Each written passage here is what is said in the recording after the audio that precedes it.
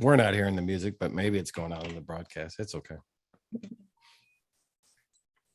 Let me check it.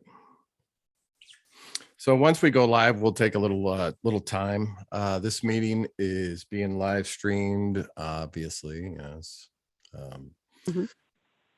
And we're going to sit here and kind of wait for the, and I'll talk a little bit and welcome people to the show at INFOWIND New News, Heatherly Warriors podcasting teams, News for Us.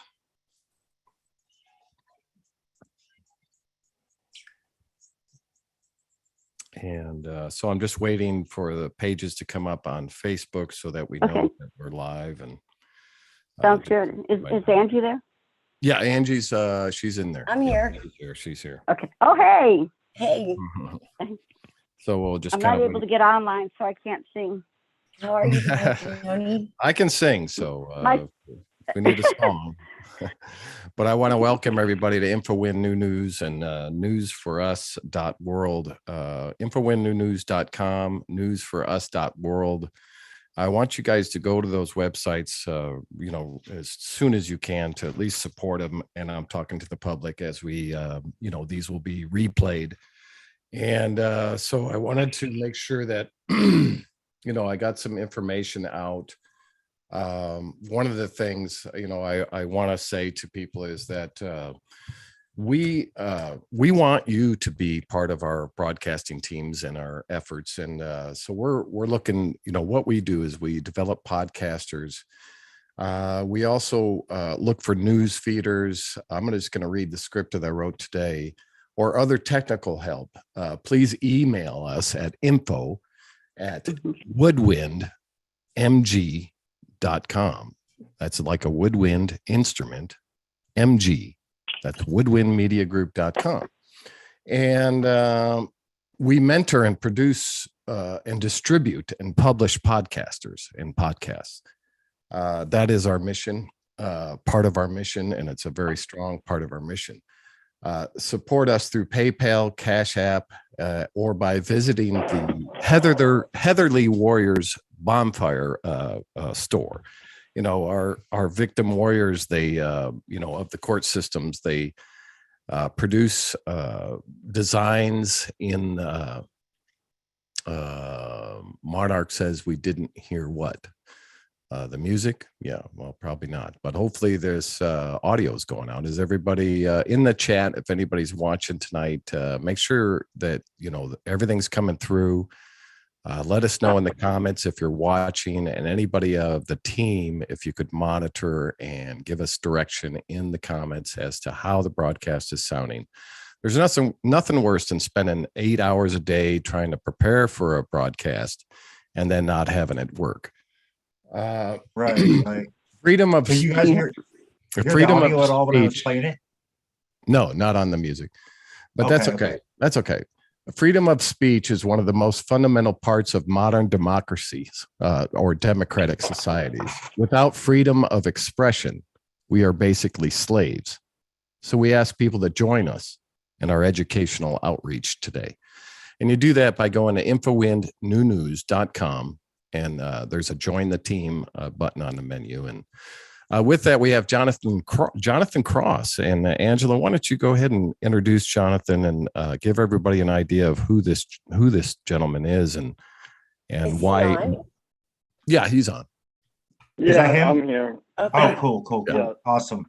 Yeah, my I thought we lost you there for a minute. So welcome to the show, everybody. Welcome, Jonathan. I'm looking forward to the interview and whatnot. Yeah, me too. Thank you. Happy to be here. Yeah, thanks. Jonathan has a YouTube channel called Just Conspiracy, where he teaches about law. And he reached out through a video to me about a year ago after hearing my daughter's audio from court. And we just became friends. I met him. I went to jail the next morning, and he was the first person I called when I was in jail. But thanks to him, I was able to get out of jail. I wouldn't have got out. They would have kept me in there. Kind of like when he went to jail not too long ago. If it wasn't for everybody on the outside, You know, I even told him, I need you guys on the outside to get me out. Mm-hmm. So, and that's how we met. And we've just been friends ever since. Hashtag world affairs. Yeah, it's an amazing thing. And so we're so glad to have Jonathan with us because he has a lot of insight. And I'm super excited to learn tonight.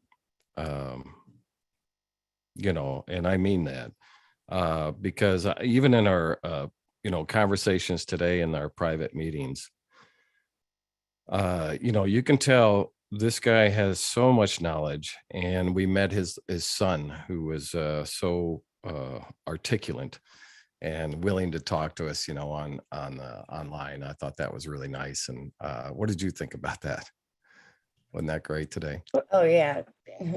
Yeah. His little man in training. He's cute. Yeah. He's always making cute videos. So I guess Jonathan's waiting for the grand entry. So he's not on video yet. Drum roll. I'm not sure what he's waiting for.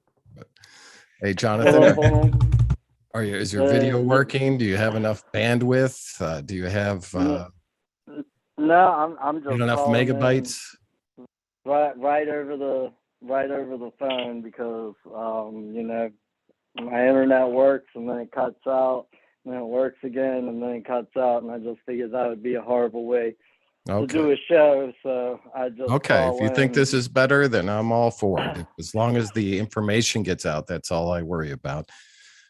If you could put a picture of Jonathan and maybe one of his you know, promotional posters or something, Stephen, if somebody could find that, we can add that to the podcast. You got it. Thank you so much. So a good picture would probably be one coming from the video I did on Angela Freiner, and it's called the Popo video, and I'm all dressed up real nice in a suit looking like a lawyer, and the video is actually about when the police came to her house. You know, the police come to her house to take her daughter, and they're there for probably half an hour, 40 minutes, 45 minutes, somewhere around there. And Angela was like, I'm not giving up my daughter. The only way you're going to take her is if you physically remove her. And they're all like, well, that's what we got to do. Let's go put on the black gloves. And then they leave for a moment and they come back and they say, well, unfortunately, we can't get anybody to verify these orders are true, lawful, and correct. So as soon as we get somebody to verify these orders are true, lawful, and correct, we're going to be back. Right. But let me ask you this. Yeah. What were they doing out there with an unlawful order in the first place? Well, I mean, from my standpoint, if I could answer that, I think that, and I'll do the first answer, and then everybody else can chime in. But I think it's a good question. Why do I think that? Well, I mean, basically, we have let this system become the system that it is, and we have tolerated it for many years. We have tolerated this tyrannical federal bureaucracy for many, many years, and people have bought into it according to the American dream. So they decided to follow all the federal laws and all the different things with municipal laws. They decided to pay all the taxes. They decided to pay all their municipal fines. They decided that if they have to drive a car, they have to buy a license from the government. They decided that they have to pay insurance. That, you know, the American public and the world evidently has bought into the system.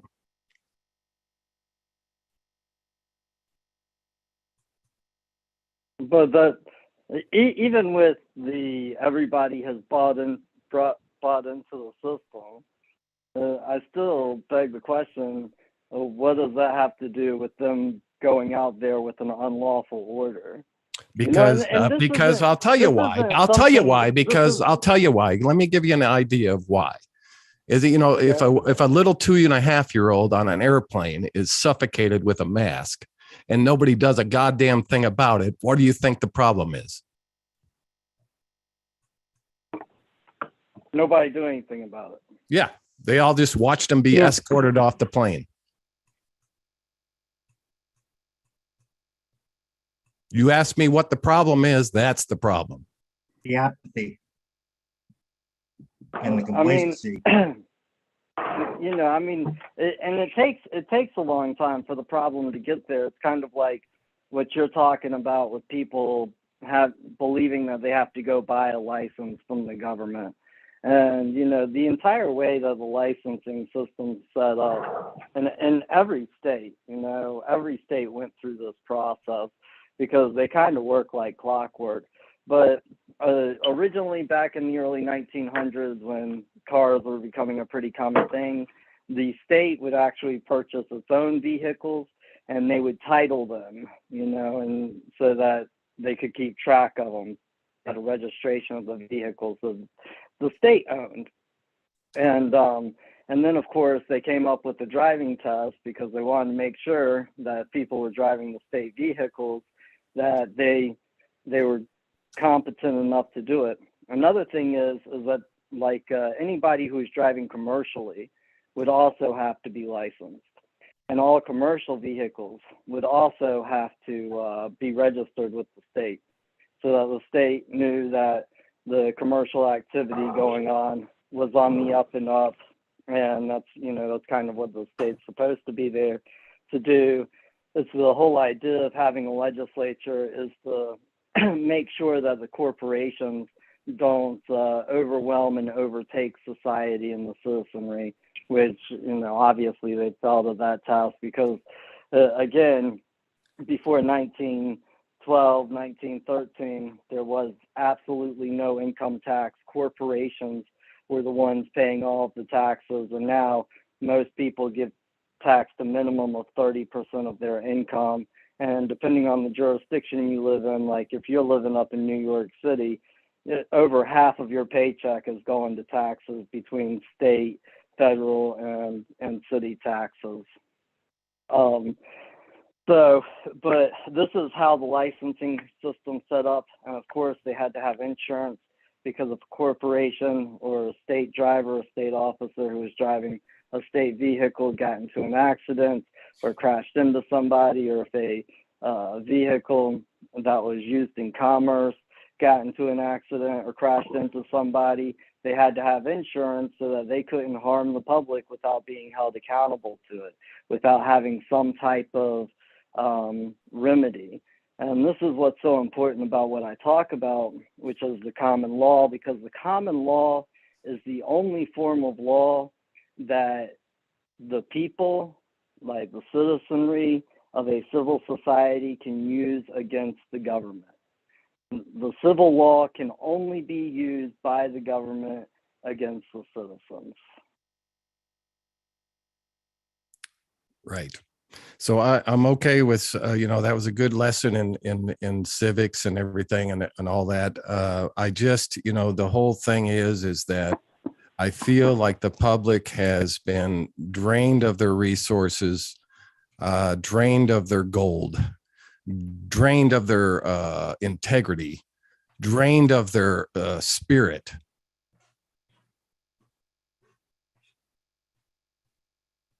You know, you're absolutely right, Joe. They have. I mean, I feel the same way about that. I'm right there in agreement with you. Well, I mean, honestly, I kind of see a split. I think that in a lot of ways you are correct. I also feel, you know, for instance, just kind of using myself as an example. Maybe Angela Freiner as an example, unless she comes back and says, no, that's not correct for me. But, you know, like when they arrested me and I went to jail, it just hardened my position. It just hardened my spirit.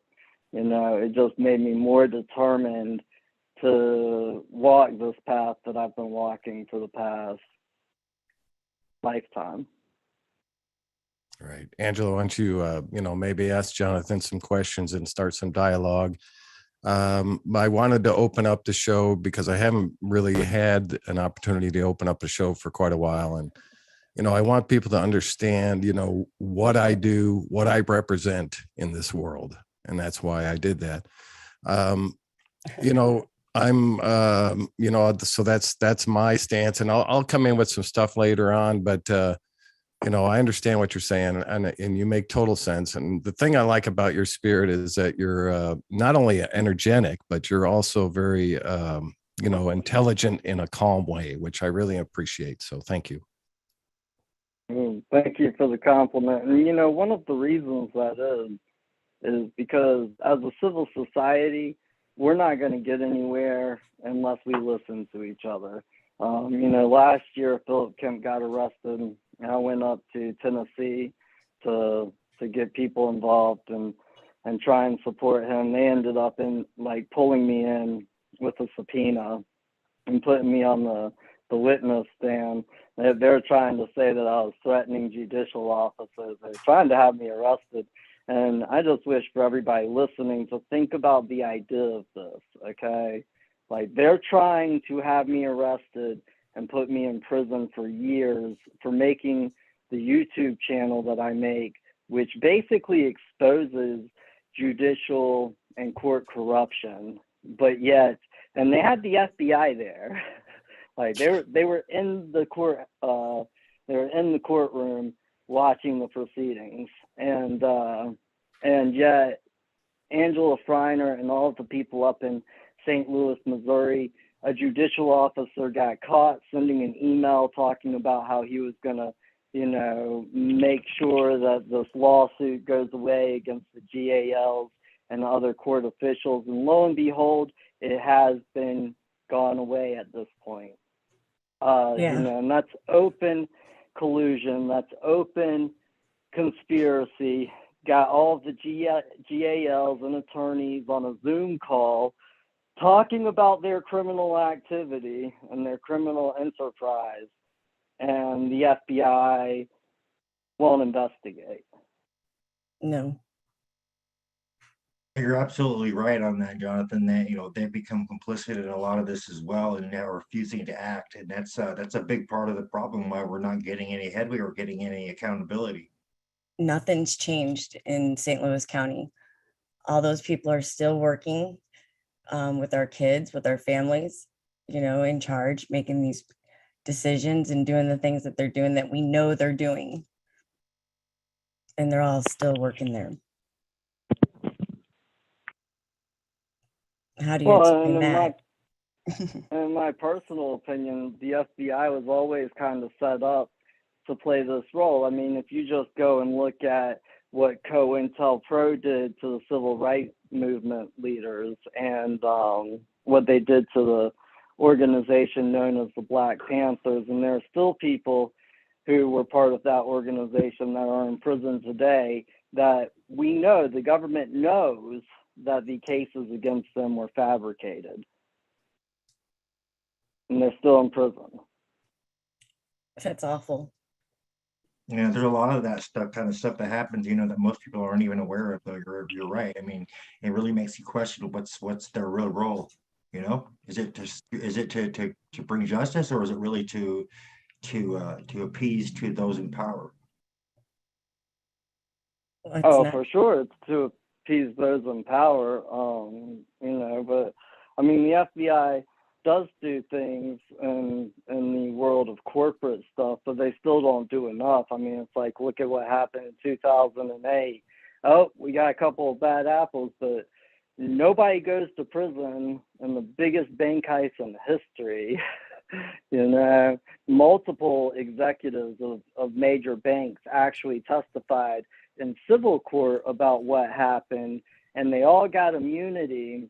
And I forget from what the exact statute is that gave them immunity, but only in banking.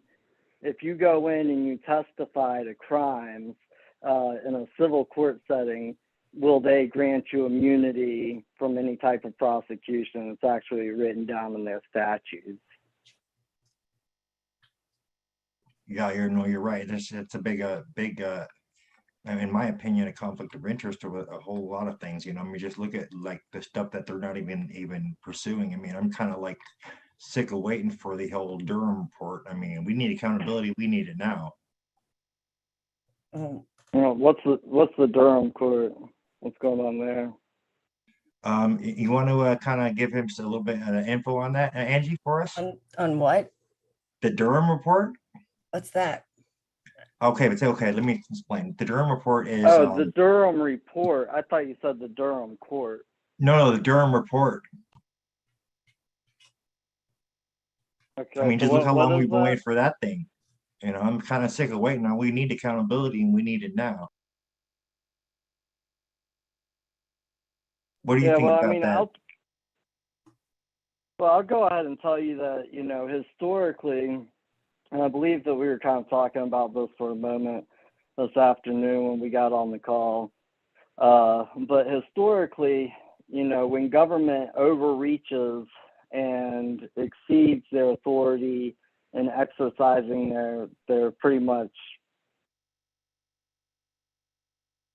uncontrollable power or limitless power, the only way that it really ever has historically changed is like the American Revolution, where people got so fed up with it that they basically fought with the government, abolished it, and established a new one.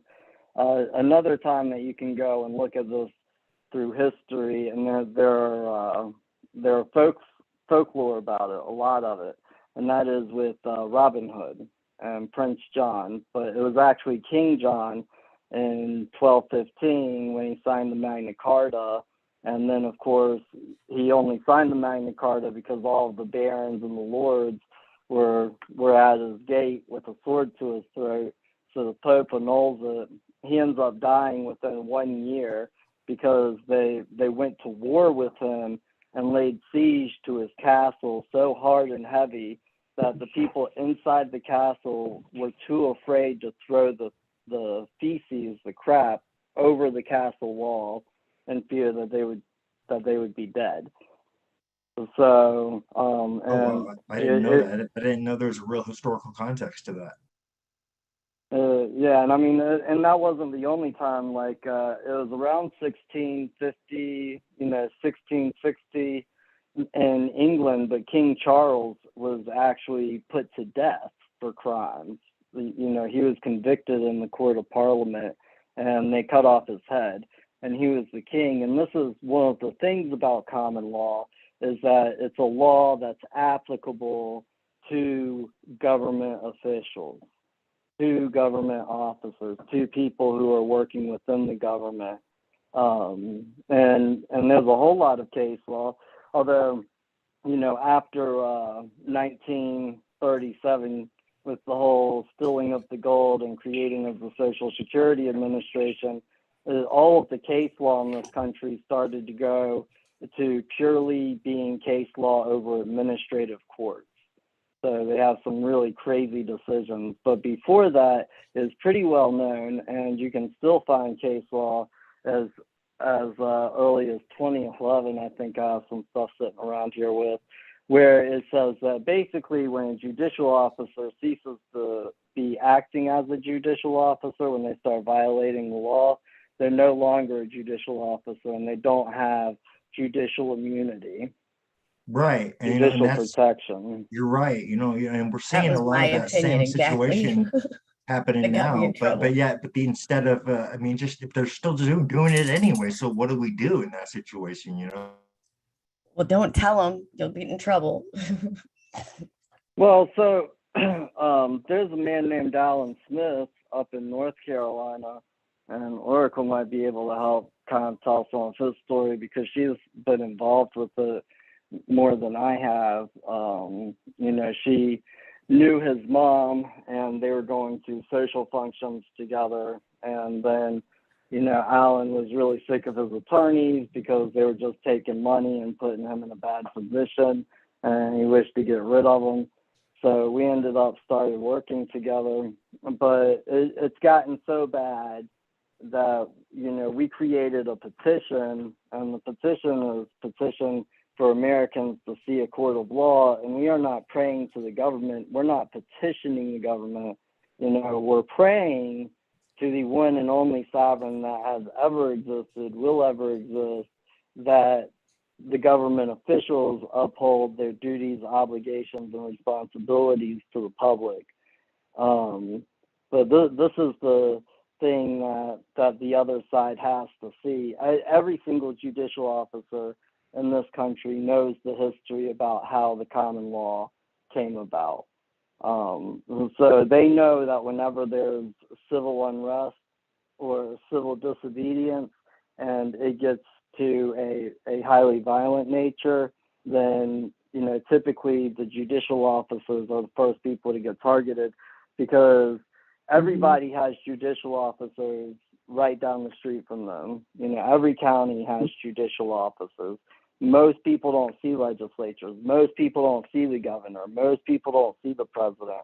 They're not the ones right in your face, taking your property, taking things away from you unlawfully, or ordering the executive branch officers to go and take things away from you unlawfully. So they're kind of the ones who get it first. And even if you just look at recent history with last year and what went on with George Floyd, or was that 2 years ago? That was almost 2 years ago. So, but what went on with George Floyd and that, and what happened, what were the buildings to get burned down? They were the courthouses, they were the justice centers, you know, a couple of police departments got burned down, but more justice centers and courthouses across the country got burned down than police stations. By the way, folks, on that petition, you can sign it. It's in the description on the live. So if you want to help restore some sort, at least some semblance of accountability in the courtrooms to some degree, and at least try, please sign that petition. We're asking everybody to help out here. Thank think you. the courts are that bad at this point? I know they are. You think they're that bad? What do you think, Dottie? Well, I think it's I know it's they certainly are. worse than everybody thinks. I Mhm. know it's past time. Like they're taking kids. Like this isn't right. Why are we allowing them to take kids? I don't understand. What does it Well, take? and Whatever it one takes, thing to right? Whatever it takes, recognize- that's what you do. But we're not doing it. Doesn't make sense.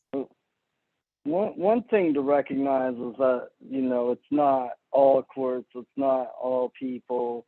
You know, it's kind of a dangerous thing when you start saying, you know, every DSS officer or every CPS officer is evil because CPS take children. Because even in Alan's case, you know, the CPS in his county, the DSS in his county, which is Department of Social Services, which is the equivalent of Child Protective Services in the state of North Carolina.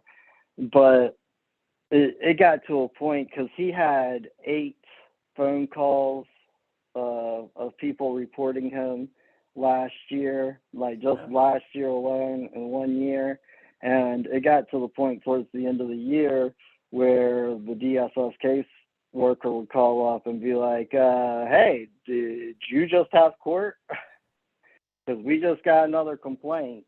You know, I mean, they absolutely recognized what was going on. They've tried helping him out, but you know, those are the people, those are the field slaves, in my opinion. You know, they don't have any real authority over anything.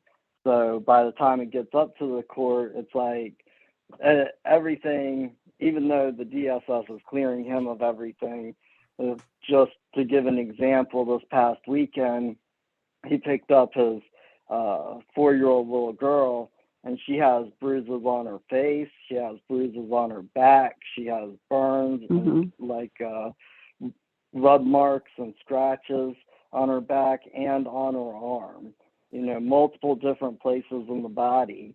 And I actually talked to him right before I got on this call, and it got transferred to DSS over in Buncombe County, which is known for being corrupt. You know, it's known locally for being corrupt, and they won't be able to do a children's medical exam, you know, that's certified for the court for, I think he said about 2 weeks.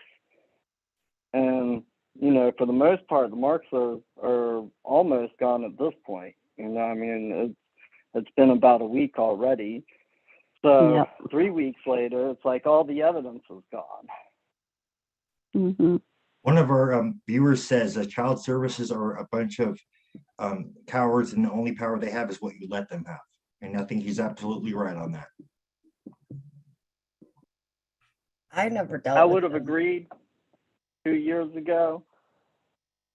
I don't agree right now, like, because I've been helping people walk in and out of court for the past 6 years. And, you know, in 2020, at the beginning of 2020, the end of January, it was January 28th, and there's a video about it on Just Conspiracy, so you can see this happening on video in a courtroom in the United States. I witnessed a man get arrested for asking if he was a slave. Oh, wow. And I said, oh shit, we're in a lot more trouble than I thought we were. You know, and since then they have been getting progressively worse, and they don't really have any problem with running over the law at this point. And one of the big reasons is kind of like what you were saying before about people and what they think and believe. And one of the big reasons is when they run over the law, nobody really gives them any pushback. You know, like this is why the public has to get involved, and for the public to get involved, they're going to have a very, very simple basic education in law. And it's pretty simple. It's things that all of us already know anyways, like hearsay. You can't testify to things in court that you don't have firsthand knowledge of. Well, every single criminal case in this country right now, here's what happens. Is they go and they investigate. This actually happened to Valerie Owenby. So Valerie Owenby is another woman we work with, and she was raped from the time she was 5 until 12 years The 12. old. And she came out with the story because her mom was going to let her sister go and stay with the guy who had been raping her for all those years. So they go down to the police department, and she describes his genitalia area, the freckles, the way that the freckles were placed, and other details that you would not know unless that were actually true. They go and get a search warrant to search his naked body, to take pictures of the areas that she was describing. It was exactly as she described it. And rather than having her go into court to swear out a warrant for his arrest, because she's the one with the firsthand knowledge of the facts, they have an officer go in there and talk about their investigation. And they have firsthand knowledge of the facts that, you know, Valerie went in and said this, and they have firsthand knowledge of the facts that they got a search warrant to search his naked body, and that the description, and the description of the genitalia area was exactly as Valerie Owenby described, but they don't have any firsthand knowledge of the actual crime of child rape that they were issuing the warrant for. And so he ends up going into court. My guess is that he paid his attorney a whole lot of money, and they end up knocking it down to a misdemeanor, 5 felony counts of child rape and decency with the minor, indecent acts with the minor. That's terrible. And there was something else, and they drop it all for a misdemeanor. And this is how they do it. Like everybody who's upset about Jeffrey Epstein and the deal he got back in 2008. Well, if the women who were actually trafficked and raped and assaulted by him, if they would have been the ones going into court to swear out the warrant instead of an FBI agent, then there would have been firsthand knowledge of the facts upon the record of the court that the court has already found. They couldn't do a plea bargain.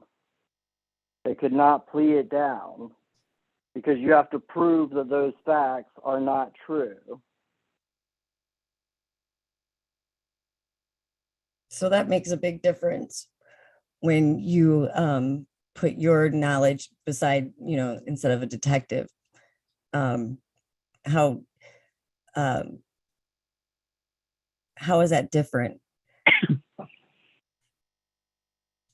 Well, it's different because you have firsthand knowledge of it. Because I remember So when I was first learning this, that was something I'm like, what, I didn't quite understand at first, like how that was different, because I told them they put it down, but it's got to be your word, right? It makes a big difference. Well, so in court, the entire idea of testimony and why they call it testify comes from the ancient days, like biblical times. And if you gave false testimony, if you were found to have given false testimony, they would take your testicles because they didn't wish for you to breed other liars. Right. So, that's kind of a really, really important thing to know about what testimony is. Now, the other thing is, and this is what separates, so common law is talking about is the law that the citizenry or the people have to use against the government and government officials, whereas the civil law is only applied from the government to the citizens. It's actually really not even supposed to be. The civil law is supposed to be what governs the corporations, and the common law is what's supposed to be the law that governs man and woman. And because common law governs the interactions between man and woman and gives remedy for wrongs done to the aggrieved party, and because they're living entities, they have to go in and verify and swear upon the record under oath or affirmation that their testimony is true and correct to the best of their knowledge and belief. Okay? See, corporations can't do that because it's like the saying goes, they have no body to hang and no soul to save. So in a civil law court, like in a common law court, and anybody who's dealt with the court system here in the United States would probably know this kind of simple rule, and it goes right along with the firsthand testimony, and that is you have the right to face your accuser. You have the right to cross-examine any witnesses. A witness cannot just put down a statement, a verified statement on an affidavit and send it into court, or a declaration and send it into court. It cannot hit the record because they have to put it on the record with their living voice. And because we're in an adversarial system, then the other side gets to cross-examine them to see exactly what they mean, because it's pretty easy to stick to a lie when you're writing it down.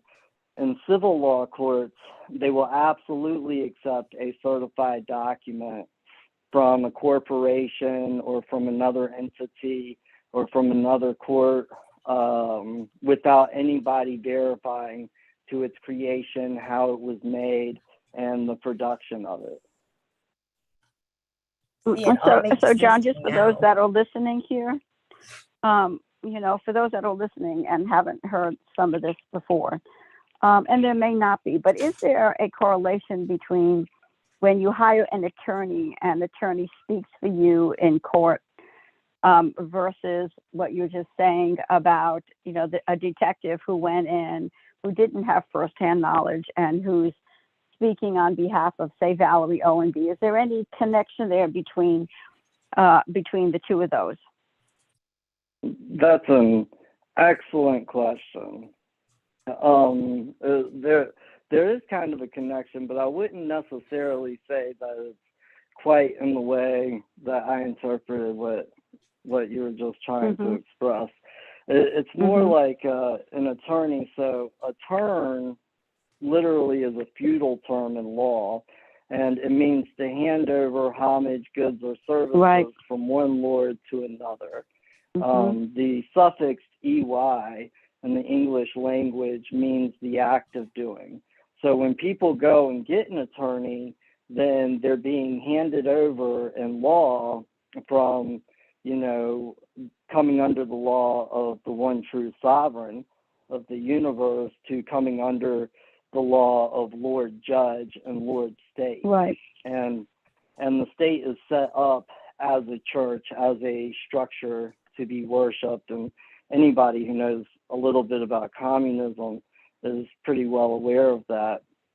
Because in communist countries, back after World War II, it was illegal to own a Bible because they were pushing the worship of the state that much, which kind of backfired on them. Now, the other thing that happens is that you become a ward of the court because you hire an attorney.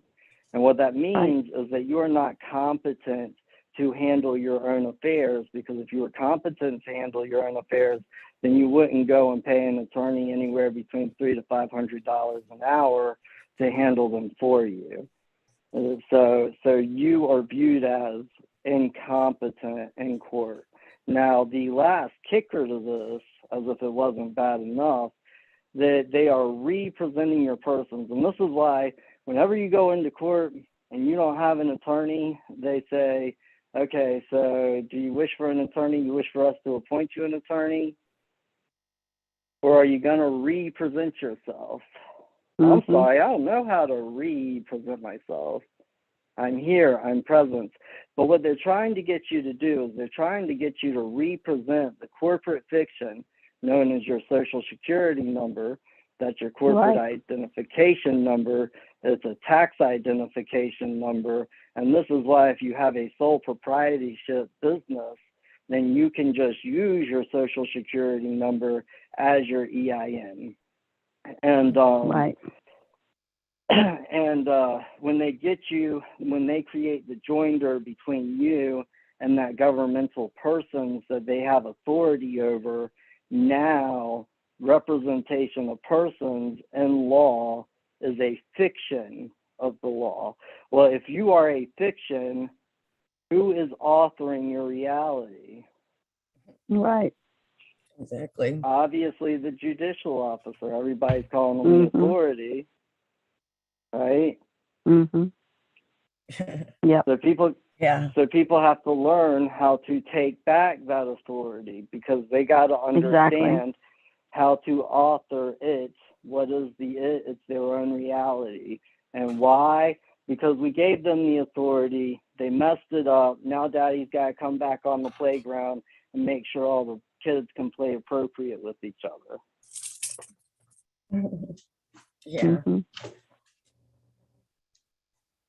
So if Makes a you lot of go sense. back a little bit to when you were talking about Valerie Owenby and the fact that, say it was the deputy or whoever it was, who's the one who brought the charges.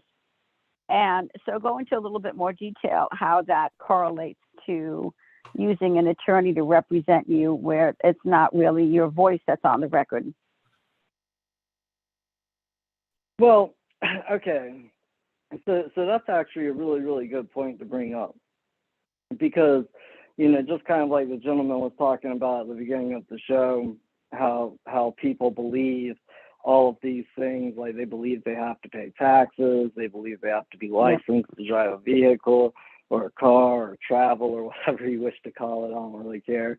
But kind of like that, it has become the general in society to use attorneys. Okay. And if you would have used an attorney back in 1870, You're breaking up.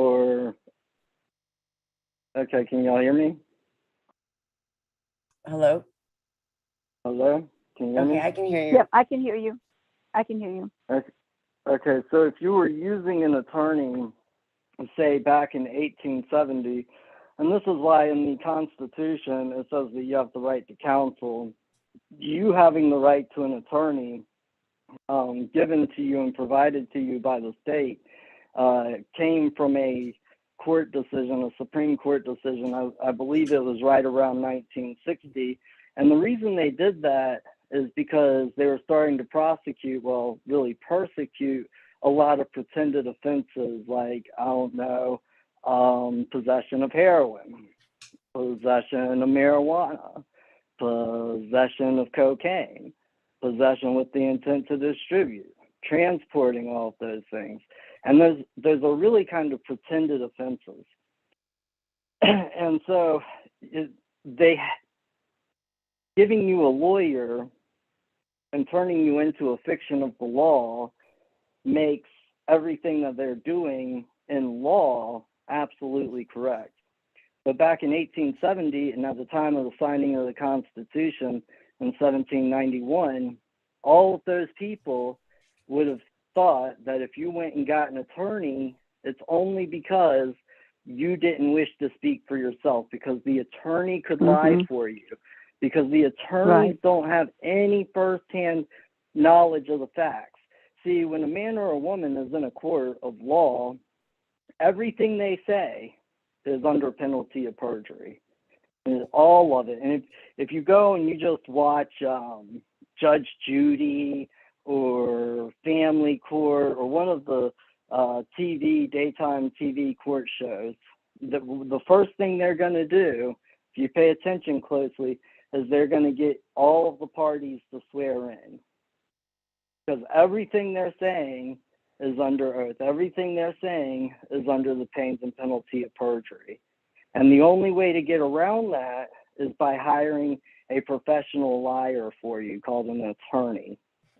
And so then the attorney can go in and present a case that's absolutely fabricated and not true, but it's okay because you are not the one lying and they don't have firsthand knowledge of the facts.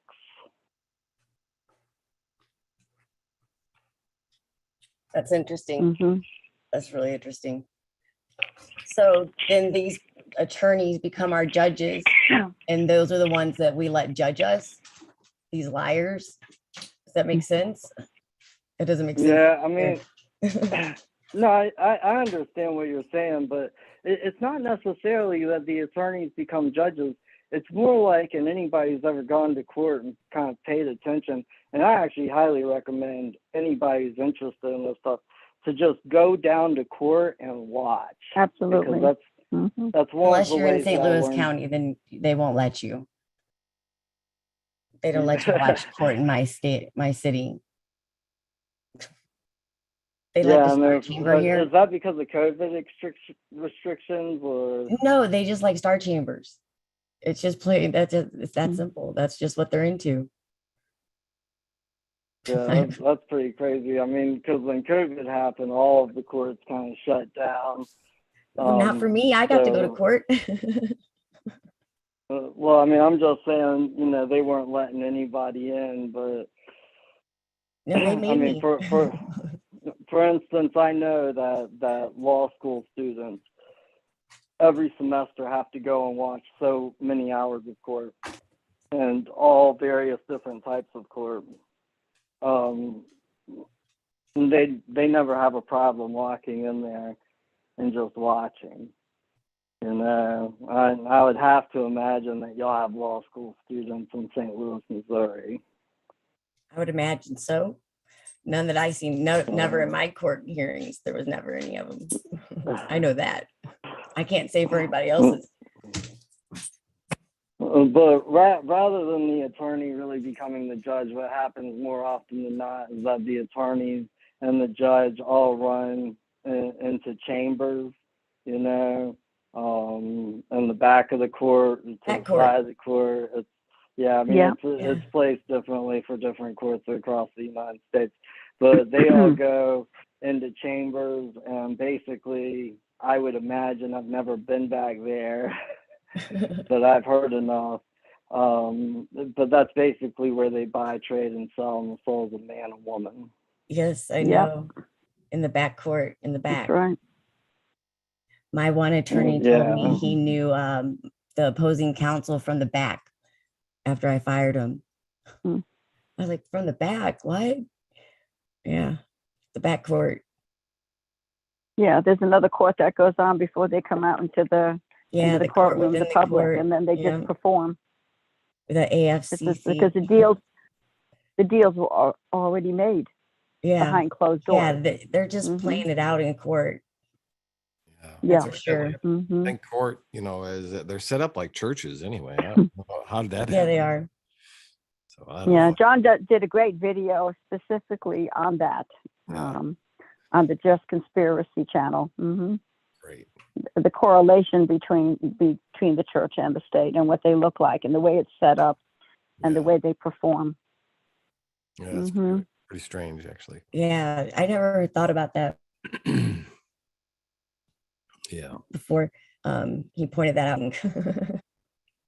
So, Jonathan, you were talking about Robin Hood earlier, and I missed that one part, but I thought that I know that was something interesting. So, can you repeat what you were talking about with Robin Hood?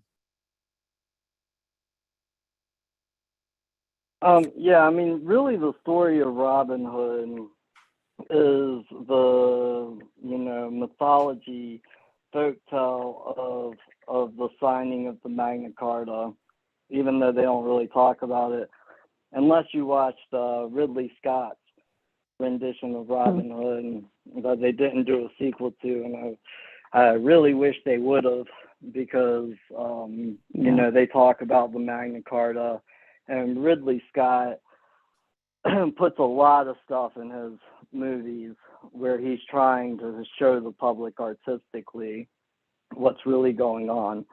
So, and the reason the character's name is Robin Hood is because if you go and look at the court records in England from, roughly 1115 AD, 1150 AD until about 1300 AD, Robin was the most common name that males had, and Hood was what they called the people who lived in the forest, and also what they called anybody who didn't have a last name, like who wouldn't give a last name or didn't have one, where their last name wasn't known, they were just called a Hood. And so you're going to find that more Robin Hoods were arrested and convicted. So Robin Hood is probably not one individual man as much as it's a collection of mythologies of multiple different people all That makes a lot together. of sense. Yeah, makes a lot of sense. Yeah, and even though the Magna Carta, this is the way that I relate the story, but if you really, really look into the story, because the reason I'm relating the story this way is because everybody's heard of the Magna Carta. But if you really look into the story, the Magna Carta was the Great Charter, and then they had the Forest Charter that was not in Latin. And the Forest Charter was where they upheld and recognized the rights of the people who were living in the forest, like you see in the depictions of the stories of Robin Hood. So, and the Forest Charter is actually way more common law and has way more fundamental common law elements in it, which is why they don't really talk about it anymore, but it was in effect until the early 1900s. Actually, I think there are parts of it that are still in effect today.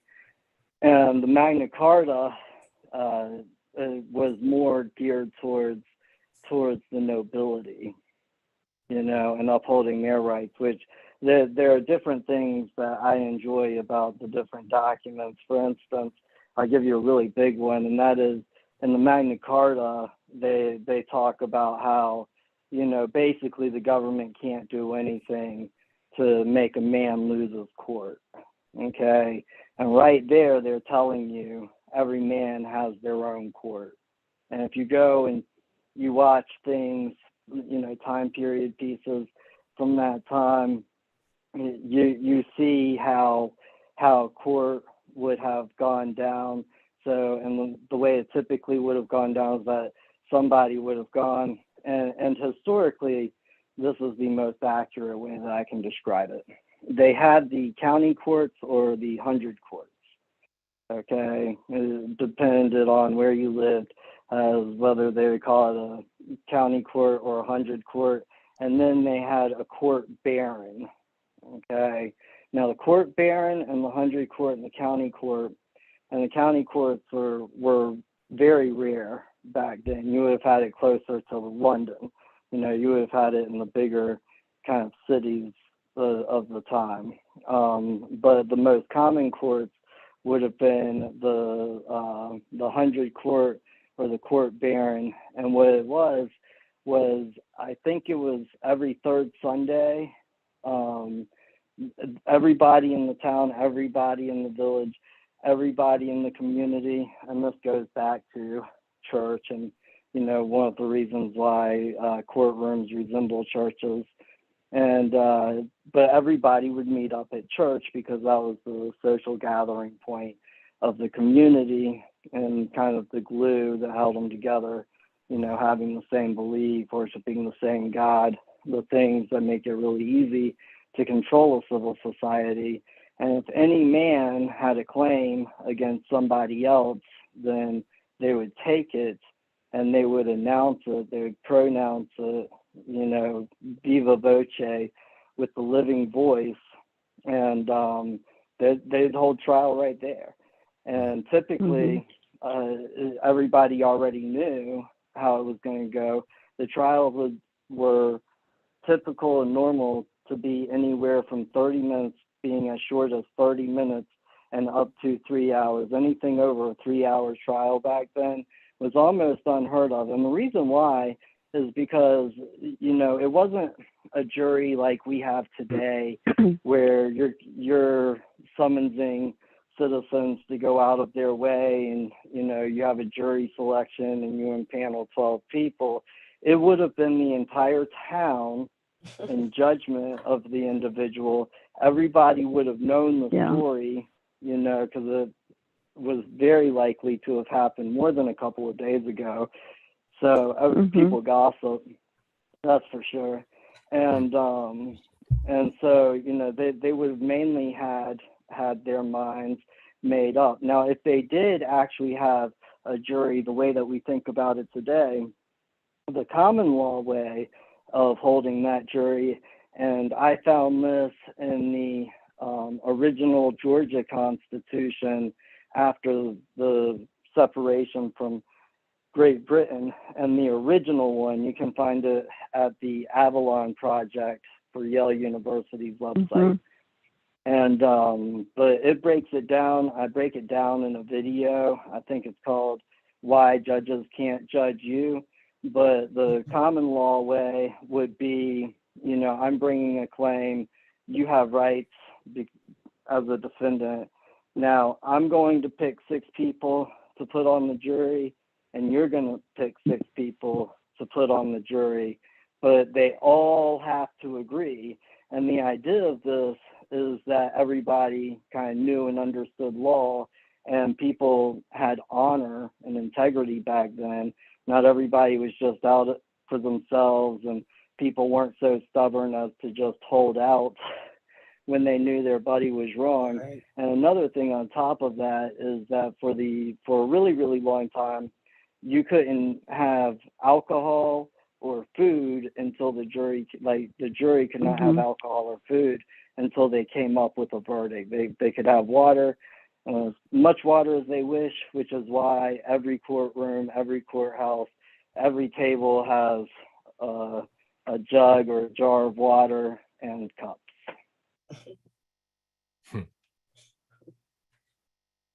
Very interesting.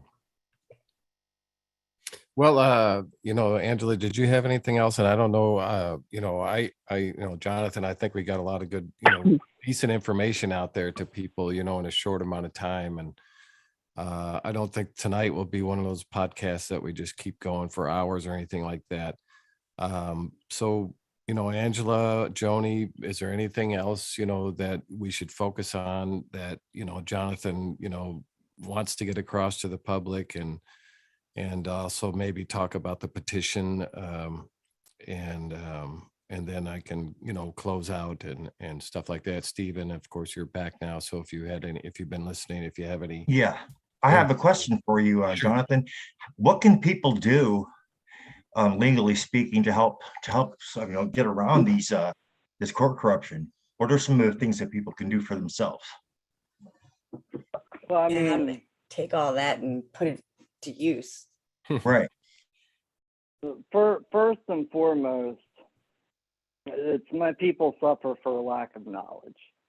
You know, people have to educate not only themselves, because we're kind of past that point. They have to educate others. The next thing is that people are going to have to, there's a maximum of law, and that is he who does not exercise his rights has none. Right. Okay. Now, for the past several years, they have been telling the people who have been exercising their rights that they absolutely don't have any. So the people should really be waking up quick to the fact that, and people throughout all of history have known this, if you don't have a right, then I don't have a right. That's right. Okay, and one of the biggest divides in this country right now is Republicans versus Democrats, right? That's just a distraction. Most people don't realize that, you know, it's all a dog and pony show, you know, and the reality is that a lot of these career politicians, they scratch each other's backs. They're not looking out for our public interest. I mean, just look what's happened over the last several years. Oh, for sure. And I mean, I think it's absolutely ridiculous where people are like, we gotta vote change, you know, we gotta change through voting because voting's like got us here in the first place. And in the second place, if voting changed anything, it would be illegal. Right. Okay, it'd be Right. criminal. That's So, but here's the biggest thing that I wish to express about Republicans versus Democrats, because I agree with you 100% wholeheartedly. But so Democrats say, hey, you have to give up your right to own a gun because there were all these mass shootings, right? And Republicans are like, you have to give up your right to decide whether you wish to be a parent or not, and you have to have a child because otherwise it's murder. And I don't agree with long-term abortions, like with abortions that happen in late term. And I've even heard about legislation that you can still abort within the year after the child's born, and I think that's absolutely insane. Okay, but I'm going to tell you this little statistic right here, and you can go and find this in the book Freakonomics. They also made a documentary about it. But in the mid-1990s, crime was at an all-time high as it's ever been in the United States history. And then suddenly, and without anybody really knowing why, it just started dropping off really, really quickly. And of course, President Clinton tried to take credit for it about how, you know, much of a law and order president he was because crime's dropping so much. The FBI, the DEA were taking credit for it, and every sheriff's department across the country was taking credit for how good of a job that they were doing, getting crime to go down so precipitously. They all do that now, though, don't they? They I mean, it's a common do. tactic I've seen. They do, but now, like with the authors of Freakonomics, because of the computer processing power that they had to look into the statistics that they were studying, which is why it's called Freakonomics. So what they found out is the real reason the crime rate dropped was because children who had parents that didn't want them were not being born. It directly related to the Roe versus Wade decision. Interesting. You know, so, but here's my main thing is that whenever you argue to take away somebody else's rights, you are actually arguing to take away your own. Because you're absolutely right. If you have the authority and the power to take away other people's rights, then other people have the authority and the power and your permission to take away yours because you took away their rights. And this is what Republicans and Democrats always argue about, is they always argue about which policy they're going to move under. Okay, are they going to move under a Republican Party or policy, or are they going to move under a Democrat policy. And this is why whenever you get a change in presidents from Republican to Democrat or from Democrat to Republican, you always see these news reports saying, oh, President Obama signed more executive orders in his first week of office than any other president before him. Oh, President Trump signed more executive orders than any other president before him. Oh, President Joe Biden signed more executive orders than any other president before him. And let me tell you why that is. It's because they sign executive orders dismissing all of the other parties' policies that they put in place when they had the executive branch in their custody, care, and control, and then they're replacing it with their own executive orders to implement their own policies because now their party is in, custody, care, and control of that governmental person's position. And they're all on the same side.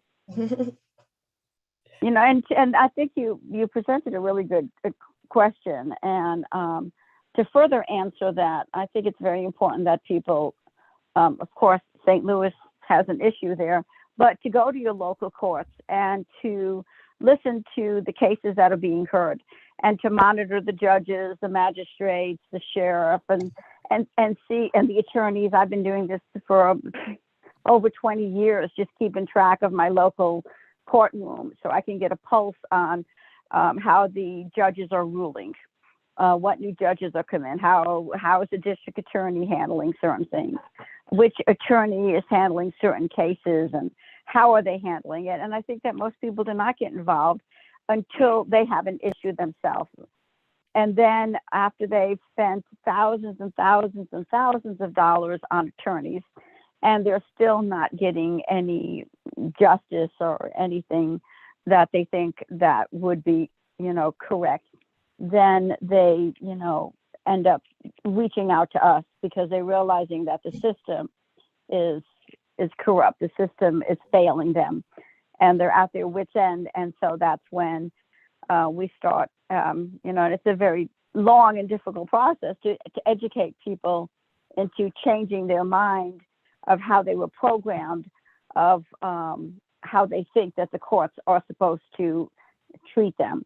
And it doesn't turn out that way. So that's one of the reasons why we're also coming out with a new website to teach common law and to teach people about how the courts are supposed to be and what part you should play and not depend on an attorney to represent you, to speak. Nobody can really speak for you the way that you would really wish them, because it's inside of you and you can really speak better. But when we go to the core of why that's not happening is because all the brainwashing and all the media and all the propaganda of you get an attorney and, sure, they look at you differently and you get somewhat pushed aside, somewhat ignored, mistreated, just like what's going on in Alan's case, because he does not have an attorney and he goes into court as a man.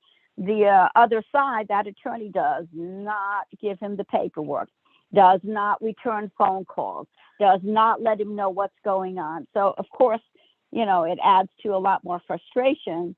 But at least Alan, in his own words, is saying, at least I'm not getting screwed by an attorney and going into another $40,000, $50,000 worth of debt for something that I'm not even getting help for. So everyone really needs to do their own due diligence and learn, there's no more civics, to really learn what the courts are supposed to be doing, what your real rights are, what really the courts are and not supposed to do. And most people are terrified and afraid to speak up. So we have to kind of break that barrier first. Yeah, I'd like you to talk a little bit more, Joni, we talked on the last podcast and I love the vibe I got. So from your standpoint, why don't you tell people, give our viewers, an idea of who you are and why you're in this fight. And yes, how, please do. We know Jonathan, he's, we know his story and, but, maybe people would like to know, your story a little bit. So I had a really terrible divorce. way back when. And back then, not only did I lose everything, and I ended up in $60,000 debt, and I went through almost 7 different attorneys. And at the same time, other men and women were coming to me for help while I'm up there trying to, figure out and maneuver through this whole court system. And I finally ended up being able to get full custody of my daughter. And they were going to put me in Broughton, which is an institution. And that was interesting. Yeah. Your ADD makes you laugh, but I can tell you that this is a serious matter, and they really they put people in mental institutions, and they do. It's been going on for centuries. Forever. And doing lobotomies on people also. So I kind of, by the skin of my teeth, got away from being able to be put in Broughton in order for my ex to take my daughter away from me and all of our, possessions. So I was able to, a lot of prayer and help. I was able to speak on my own when I was put on the stand multiple times. And, some things, I can laugh about it now actually, but it was so traumatic and difficult and painful and agonizing. And I lived in my car, and I lost my home, and I lost my business, and 99% of my family abandoned me. And my mother and father testified against me to have my daughter taken from me. So it was a lot that I had to deal with immediately. And I knew that my daughter's life was at risk. If I didn't hurry up and figure out a way to be able to stay focused and not want to, check out and do other things, that my daughter's life was in jeopardy. And that mother lioness in me rose up, and I tried to learn as much as I could very quickly. And every time I was in court, I made sure that I was able to articulate exactly what I believed that they should know. And it was kind of interesting because when I first met John had said, he says, I teach people that when you're asked a question, answer the question that you wish that they would have answered. And actually, that's what I did when I went through almost my 7 years of court. So after going through all that trauma, in the middle of that, I had a really good therapist who kept me grounded. And I had one family that was very loving to me, and everybody else abandoned me and left me, accused me of things I hadn't done. The accusations were crazy. I got involved in the Christian community that everybody pretty much abandoned me or told me what I was doing was wrong. And here is where other things come in, because I deal as a therapist. I'm now a counselor for over 20 years. So as a therapist, I deal with, 99% of the Christian community. And what I find is that I think that there are a number of entities that feed into narcissism. One of them is the church. One of them is definitely the court system. And, there's a hierarchy that goes on. Yeah. And in so many ways, it contributes to people being passive. And so because I deal mostly with the Christian community, they can take scriptures out of context, like you should, pray for those in authority over you. You should be submissive. So they take a lot of scripture out of context. And what they do is they're teaching people to be passive and not speak up for themselves. And what they're doing is they're teaching you that this judge is an idol. It's a god that you should worship and think that he knows better for you and your family than you would know. Right. And I've always been incredibly opposed to that. Well, everything invisible is very powerful. I had a big problem with that too. Mm-hmm. And it depends how you slant it, what your perception of it is, or what you're teaching people about the invisible realm, including the physical realm. Because we have people walking in the court who are terrified and abdicate and give in and think that what the judge is saying. Here's an example. When we worked really hard to get rid of the district attorney in this town here in North Carolina, and John did some awesome videos and we did interviews, and those videos really set off the firestorm to educate many of the people here who thought they knew what was really going on. Because our local papers and they would not report this until it got to be national news. And so, we had a district attorney here who went to two very huge main churches in this community. And the majority of the people thought he was a great, upstanding, godly, Christian guy who was benevolent and did great things for the community. And it wasn't until we were able to produce those videos where we were showing that's not true, or at least there was a double side to him. He would do this because you're on that end, but once you enter the court system, and once you see what happens to you and how victimized or re-victimized you get over and over again through the trauma, through the loss of money, through the stress, through whatever physical sicknesses or ailments or disabilities you had, is absolutely magnified from the stress and the adrenaline pumping in your body, and the lies that you have to sit there and listen to. Because if you open up your mouth, you're in contempt of court and you get put in jail. And that just re-traumatizes people over and over again. And here they are paying for an attorney, and then they say, well, the attorney didn't even say what he said he was going to say and didn't do anything to defend me. And then people feel much more victimized by the system. So to backtrack a little bit, I got into this because I went through a horrible, vicious, incredible divorce that took way too long, and I lost everything other than, thank the heavens I was able to have full custodial custody of my daughter, but it took about 7 years. Wow. And then after that, throwing me into poverty. And then as a single mom forever, it was just very, very difficult and very challenging. And then fast forward to 9 years ago, and I talk about this a little bit on the previous podcast that you had invited us to. Well, my dad started going through a similar situation with my mother, who emptied the bank accounts and stole property from him. And here we are 9 years later, and none of that has still gotten resolved. And every time my my dad is a very sweet man now, and he's very much changed than when he was when we were children.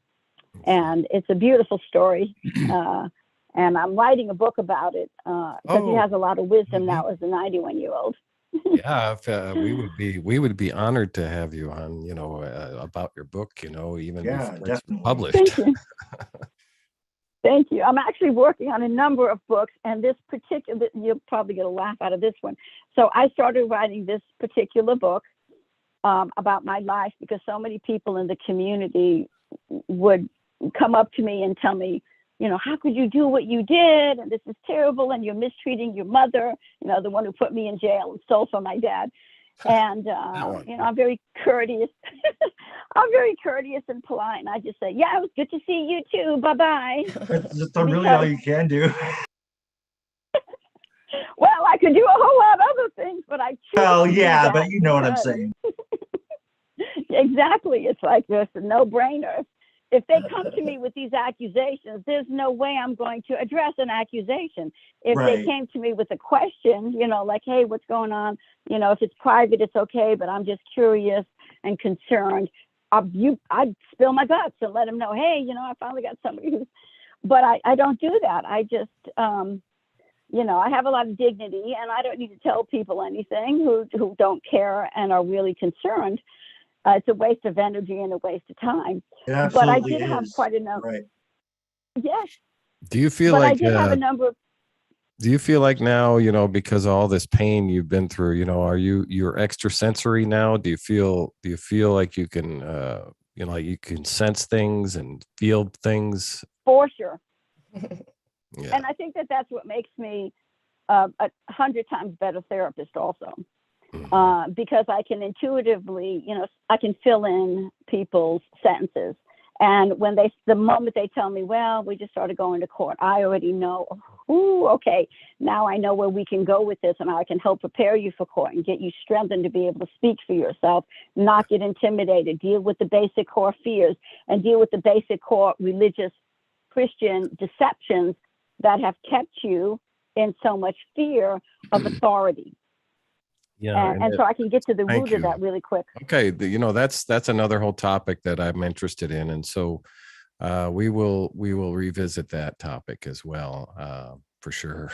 Yes, most definitely. There's a So, lot of stuff we love still it, could love cover. it. But why don't we go ahead and just end out so that we have a good short show, and people are able to watch the whole thing. And Sounds good to me, Joe. And we should Comment. definitely set up some follow-up interviews with you guys. That would be great, Yeah, especially when you got that book That'd be published. great. so thank you all for joining, and thank you, Thank you, Stephen, everybody. for hosting. And go ahead, Jonathan. Yeah, if I may, just I wish to throw this last thing in there, and I'm honored, and we'd be happy to come back. But I feel like the last question that I was kind of asked is about what people can do about it, and I gave a first part of the answer, and I'll keep this really short. I've been seeing a civil war coming to this country since I was in middle school because of that intuition, that foresight, that feeling that you were just asking Oracle if she, had developed that more going through this whole process. And that's part of the whole thing. That's part of the awakening, is that the people who are really seeing these things for what they truly are and are getting the eyes to see and the ears to hear, they are feeling the present that God gives them called the now. Okay, that's why they call now the present. But this only really has one of two outcomes. Okay, and the first outcome is that people are going to have to get educated. They're going to have to stand together, and they're going to have to exercise their rights together en masse. The other way that this is going to have an outcome is that people are going to start blasting off in the streets, because when you take away every single reason a man or a woman has to live, and then you keep taking from them at some point in time, and we're in America, there are over 300 million guns in citizens' hands. At some point in time, it's going to start blasting off, and I'm just going to say this right now. If it starts blasting off like that, then the government will have the excuse that they wish and desire to have to bring down an iron fist to have everybody else who's not that frustrated, because they'll have the hearts and minds of the people who are absolutely terrified seeing war in their streets. And they're going to use that along with all the technology and the technocracy or whatever you want to call it. And it's going to go into the China social score is going to look like heaven to what will be coming up next. And you can bet that they will absolutely use that as an excuse. Yeah, and after that, humans will never ever be able to get their rights back, because over in China, like, they have factories over in China where people who come into work have to put like a crown around their head. It's like a headband that monitors their brain frequencies so that they can tell when people are getting so frustrated that they're going to lose their shit, okay, so that they can send them home. And the technology is there. They can read thoughts. They can read thought patterns, brain waves in a very, very real way. And if we lose freedom, we're never getting it back. Yes, ever. We have to and be the smart main as focus, people. the main focus that I have here in the United States, in America, is that we are the only country in the world that has legal documents that allow the people to go take the government back without getting violent. That's right. Yes, that's true. Yep. Yeah, for sure. Yeah. I think there's alternatives such as getting on these broadcasts and going to organized events, And educating yourself too. Yeah. education, teaching people. And I'm sorry to the Yeah. audience for those that were looking up my nose because I have such a close camera. No, but- I think that was just my buddy trolling you, Joe. He does that a lot. Yeah, he's just trolling you. All right. Well, anyway, normally I wouldn't have my camera this close, and I wouldn't. Yeah, have the- Joe's not in his studio right now, folks. Yeah, He's I'm in a pod, man. currently I'm in in a transition pod. to a new living situation. That's the real reason I wasn't on Zoom with my face. No, I'm just kidding.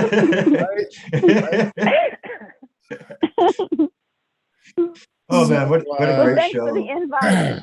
Yeah, good show. I wonder if you guys can hear this music. Listen. Can you hear that? Yeah, Okay. I can hear it. Yeah. This is a song a girl I recorded, and Mary Jane and the Pain, and it's a very nice song. So, And that sounds like a great way to end the show. yeah. So we'll let it run out, and thank you everybody for joining. Bye, Jody. Bye. Bye, Angie. Bye, JC. Joe, you muted yourself. Good night, everybody. Thanks for being out. You're welcome. Thanks, Jonathan.